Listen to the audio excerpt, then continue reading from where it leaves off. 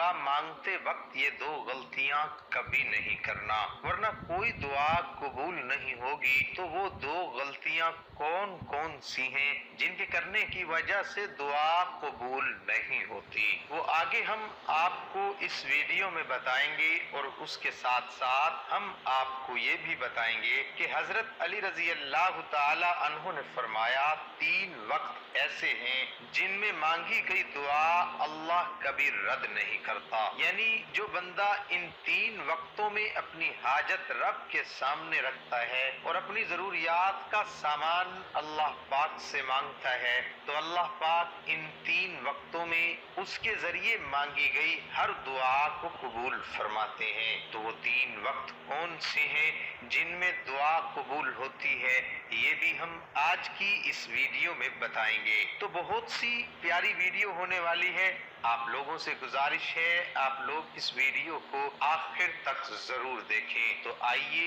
شروع کرتے ہیں۔ وہ 2 غلطیاں جن کے کرنے کی وجہ سے دعا قبول نہیں ہوتی، وہ کام کون سے ہیں؟ آئیے ہم آپ کو بتاتے ہیں۔ ناظرین، دعا کے بارے میں آتا ہے کہ دعا کرنا بھی ایک عبادت ہے، دعا کے بغیر عبادت کا مزہ ہی نہیں ہوتا۔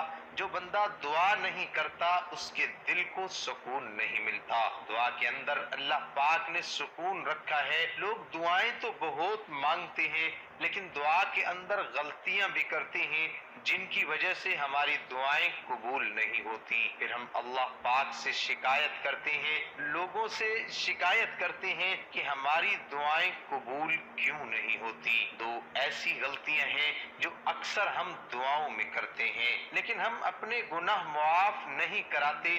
ہمارے گناہ اتنے زیادہ ہوتے ہیں کہ دعا کے اندر قبولیت میں وہ رکاوٹ بنتے ہیں۔ جیسے کوئی بندہ اللہ پاک کی نافرمانی کرتا ہے اور اس کے بعد توبہ کیے بغیر دعا کرتا ہے تو اس کی دعا قبول نہیں ہوگی، کیونکہ دعا کے آگے گناہ آ جاتے ہیں۔ اس لیے جب بھی گناہ کرے تو اللہ پاک سے معافی مانگ لے۔ ایک اللہ کے ولی سے پوچھا گیا کہ ہماری دعائیں قبول کیوں نہیں ہوتی، تو انہوں نے کہا کہ گناہوں کی وجہ سے ہماری دعائیں قبول نہیں ہوتی ہیں۔ اور دوسری غلطی جس کی وجہ سے ہماری دعائیں قبول نہیں ہوتی، وجہ یہ ہے کہ 2-4 مرتبہ زیادہ سے زیادہ 10 مرتبہ مانگ کر مایوس ہو جاتے ہیں، یعنی کہ امید چھوڑ دیتے ہیں، نا امید ہو جاتے ہیں۔ انسان یہ سوچنے لگتا ہے کہ میری دعا قبول ہی نہیں ہو رہی ہے تو مانگنے کا کیا فائدہ، لیکن انسان یہ نہیں سوچتا ہے کہ ہو سکتا ہے کہ اس میں اللہ پاک کی کوئی نہ کوئی حکمت ہو۔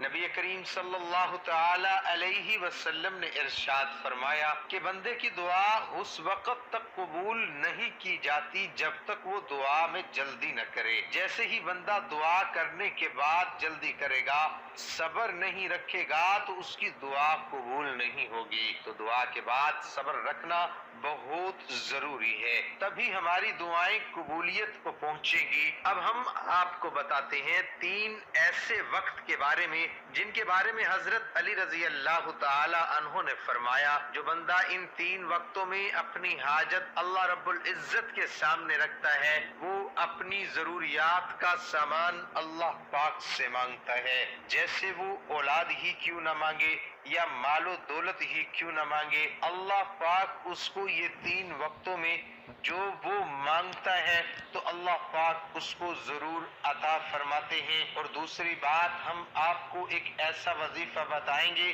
اگر 11 دن تک رات کو آپ اس وظیفے کو کرتے ہیں تو انشاءاللہ تعالی آپ کی ہر حاجت پوری ہوگی اور آپ کے گھر میں خوب خیر و برکت ہوگی، اللہ رب العزت کی غیب سے مدد آئے گی، برکت ہی برکت اور رحمت ہی رحمت ہوتی ہے۔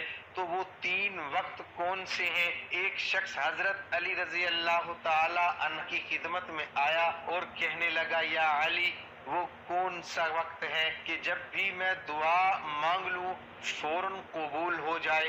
تو حضرت علی رضی اللہ تعالی عنہ نے فرمایا، اے شخص، میں نے اللہ کے رسول صلی اللہ تعالی علیہ وسلم سے سنا ہے کہ 3 موقع ایسے ہوا کرتے ہیں جن میں اللہ اپنے بندوں کی دعا رد نہیں کرتا۔ اس شخص نے پوچھا، یا علی، وہ کون سے 3 لمحات ہیں؟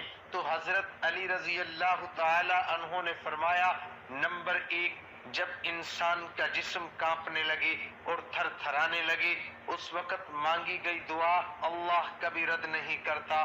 نمبر 2، جب اللہ کا ڈر دل میں ابھرنے لگے، اس وقت بھی انسان اگر کوئی حاجت اللہ رب العزت سے مانگتا ہے، اللہ اس کی حاجت کو ضرور پورا کرتے ہیں۔ اور نمبر 3، جب انسان کی آنکھیں نم ہو جائیں تو اس وقت میں مانگی ہوئی دعا بھی رد نہیں کرتا بلکہ ضرور قبول کرتا ہے۔